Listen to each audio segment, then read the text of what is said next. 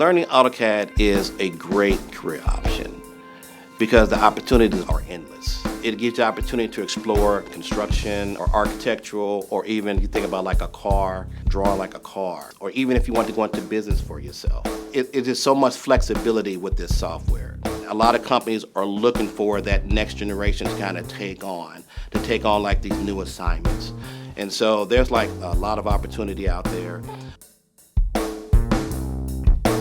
What people will learn in the KSU CPE program, we start you off with the AutoCAD Essential course. So here, you will learn the basics of the software. You learn how to draw different objects.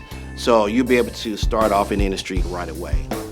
Then we kind of move into the AutoCAD Intermediate program. So we kind of build on those essential skills. But from here now, we will teach you how to set up a project. So now you'll start to be one of the key members on a project, so they'll come to you for that. And then we'll move to the AutoCAD Advanced course.